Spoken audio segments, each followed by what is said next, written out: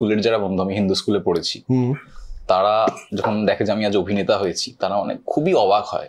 কি হওয়ার ছিল তোমার? কি হতে হওয়ার কথা ছিল? আমার না কিছুই হওয়ার ছিল না। কিছুই হওয়ার ছিল না? আমার কখনো ভাবিনি যে আমি এরম হবো, ওরম হবো, বা ক্রিকেট খেলবো, ফুটবল। আমি জাস্ট করেছি, ভালো লেগেছে, এটা করেছি। আমার বাড়ি থেকেও খুব একটা কেউ চাপ দেয়নি ওই সময়। আমি ক্লাস 5 থেকে একাই স্কুলে যেতাম। আর কালচারাল অনুষ্ঠান আমার কাছে আগে ছুটি।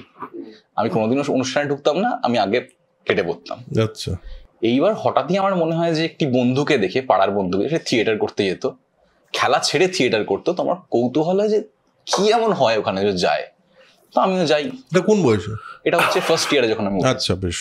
তো সেইখানে গিয়ে একটি নাটক হতো, সিজার ও ক্লিওপাট্রা বলে, বার্নার্ড শয়ের নাটক।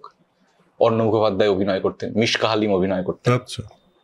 তো সেইখানে প্রথম আমার কাজ ছিল যে মিশকাদি ক্লিওপাট্রার সিটটা এনে বসানো অন্ধকারে, যেটা সোড নিয়ে দাঁড়ানো, একটা লাস্টে সোডটা খোলা দিয়ে আবার ঢুকিয়ে দিয়ে চলে যাও। কিন্তু এটা করতে গিয়ে আমি যেটা দেখলাম, যে ডেডিকেশন নিয়ে ওখানে সবাই থিয়েটার করতো, অর্ণতা যেভাবে অভিনয় করতো, যে মগ্নতা নিয়ে অভিনয়টা করতো, সেইটা আমায় খুব আকর্ষণ করলো। যে মনে হলো এটা করার মতো একটা কাজ। এই যে একটি বাঙালি ছেলে স্টেজে উঠছে, বাঙালি দর্শক সবাই জানে বাঙালি একটি ছেলে, সে বিশ্বাস করিয়ে দিচ্ছে আমি সিজার, আমি দখল করতে এসছি।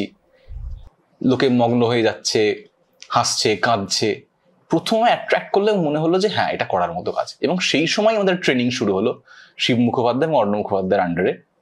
যখন এই ট্রেনিংটা করলাম, যে অনেক সময় বলে না, ভালো শিক্ষক আপনার জীবনের মোড় ঘুরিয়ে দেয়, এই দুজন ভালো শিক্ষক আমার জীবনের মোড়টা ঘুরিয়ে দিলেন।